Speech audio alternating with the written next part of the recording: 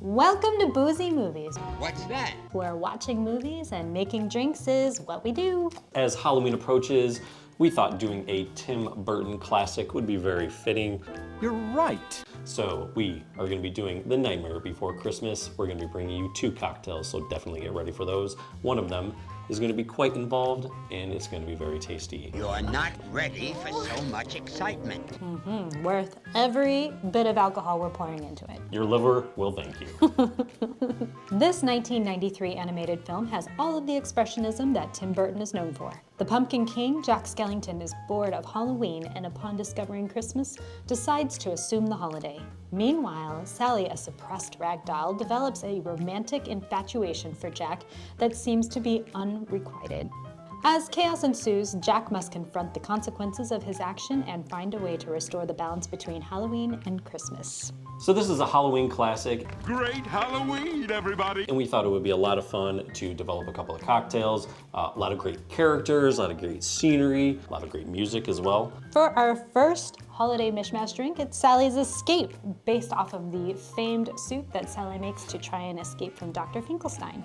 Yeah, she does a really good job. She does it a couple of times even, doesn't she? Yeah. Like, he's on to her. Like, I don't understand why he's like, oh yeah, just keep making me food and soup and bringing it to me. You probably won't poison it and try to escape this time. She's super proud of it too.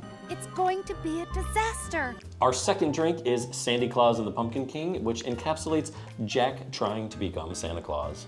All right, so let's make Sally's Escape. In Sally's Escape, you're gonna need absinthe, lime juice, tomato saccharum, recipes in the description below, aquafaba, fine sea salt, and fine black pepper. In a shaker, we're gonna combine 1.5 ounces of absinthe, a half ounce of lime juice, 1 ounce of tomato saccharum, and 1 ounce of aquafaba. Add ice, a spring, and more ice, cover, and shake for 30 seconds. We're then gonna strain into a coupe glass.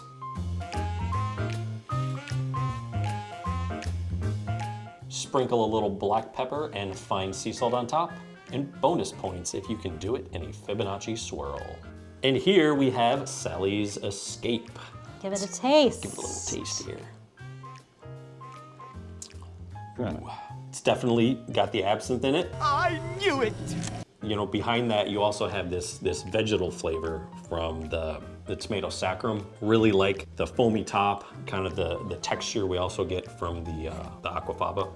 Sort of a different cocktail, I think, for us. But it seems wrong to me. Tomato saccharum. Saccharum means sugar. So it is going to be a tomato syrup. It's sweet, it's light. The lime, of course, you don't taste outright, but it is bringing out or bringing forward those flavors. Yeah. A lot of people are not into absinthe, It's suspicious. It's peculiar. then I would say that you should give this a try. The tomato saccharum, again, is for the Nightshade. And tomato is part of the Nightshade family. In fact, it's one of the few that we can actually consume. Or at least this is the part we can consume. Don't consume like the leaves and things like that. And that's what she tries to poison Dr. Finkelstein with. She also covers it up with frog's breath and worm's wort.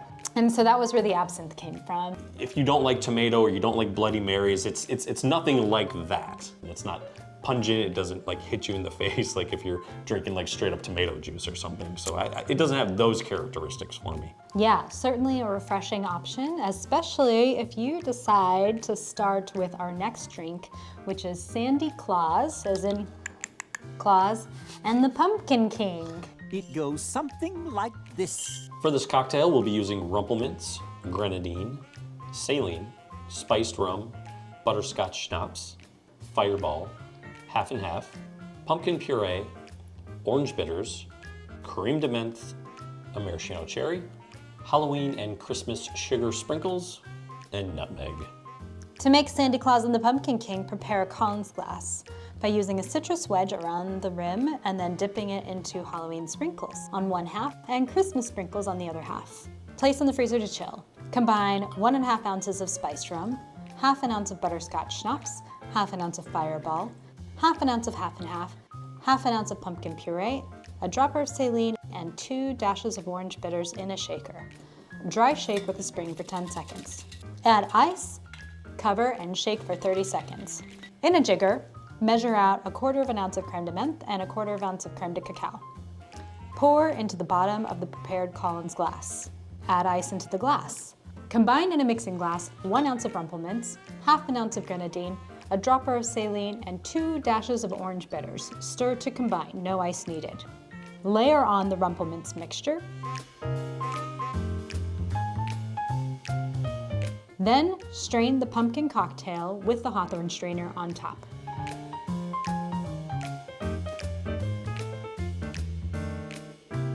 Garnish with grated nutmeg and the maraschino cherry.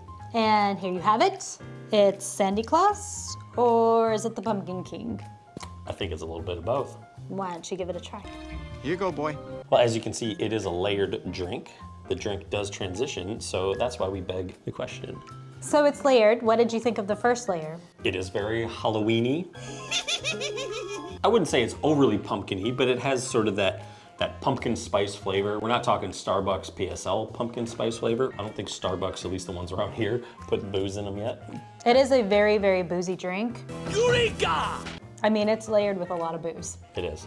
And there's a long way to go, so we may not get all the way down to the bottom. What sort of happens is it goes from a sort of pumpkin-y, fall, warm, cozy kind of feeling to then it starts this freshness, this cool candy cane, pepperminty sort of flavor. As you get towards the bottom, it's really nice because it just kind of starts to creep in, and then at the end, it's fully that. It's time to sound the alarms! And something to note in order for us to layer this drink, obviously, keyword, specific gravity here. Interesting reaction. We love using a homemade grenadine. We think it's far better than the standard roses Red 40. with the red 40 in it, but we have found in order to get our bang for our buck with the color and also the specific gravity, so we're looking for heavy sugar weight to mix it with that Rumplemintz, which is high alcohol content. We had to use the roses grenadine in order to be successful with that layer. For most people, that if you go out to the store, that's probably what you're gonna buy, you know. But if you are making it your own at home, just know that the gravity may not work out, the layering may not work out, and also the color. This part's red. It's a mistake, Jack. We just found that the store-bought red grenadine really held the color a lot more. Otherwise, ours was much more clear. Also, I decided to add Creme de Cacao at the bottom to round out those flavors. It really brings it from being, well, you really appreciated the minty freshness of it all, and I decided that I wanted it to be closer to a candy cane, so Creme de Cacao it is. You gotta pick your battles. I win. Yeah, she won. So it is pretty fun when you start getting probably to about here in the glass, and then you really start getting those like whiffs of the peppermint and the taste of the freshness and everything. It comes through really, really nicely. It's not all of a sudden, boom, hitting you in the face. So there is a nice transition there. Speaking of things that we love with this movie, why don't you grab the other drink and tell me what you love about this movie? You know, I hadn't seen it for a very long time. I believe it's 1993. And I just really felt like the animation in this really stood up to a lot of the computer stuff that we see today. Also, it just has all the characteristics of a Tim Burton film. You know, he is very well known for sort of his production design, the way his sets look, the way the backgrounds look, and this has all that weirdness that really comes through in his films. I just love it, the way it's done in this one. The soundtrack, Danny Elfman does an amazing job as well, and I know you're a huge fan. She's been singing the songs all week. Halloween, Halloween. Yeah, they're super catchy. Danny Elfman does a really great job of hitting like those octaves and those arpeggios that our brain loves. Does it in a minor key, which of course like just adds this other layer of Halloween haunted feeling that pairs super well, of course, with Tim Burton style. Wow. Going back and forth between these drinks is kind of interesting. Nice work, Bone Daddy. Give it a shot, my dear. Yeah. That's interesting. So going back and forth from this drink to this drink definitely brings back like the zing in the back of your palate, upper palate, and some bitterness, which I think is sort of thematic with Tim Burton almost. Just better not start sneaking more Nightshade into my drinks. Speaking of Tim Burton movies, which ones do you think we should do next? Well, I think that's a good question not only for me, but also for you guys. I may as well give them what they want. I would probably say Edward Scissorhands, Batman Returns, great ones. Beetlejuice 2 is just coming out, so a Beetlejuice episode would be pretty fun.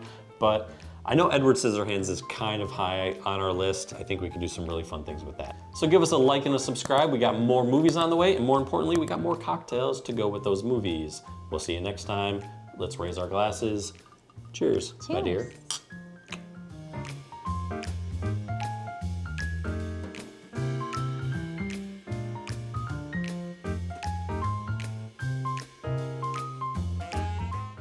Beats bears. Yeah, do not do that because she's gonna get all over her shirt. I already had to clean her up once.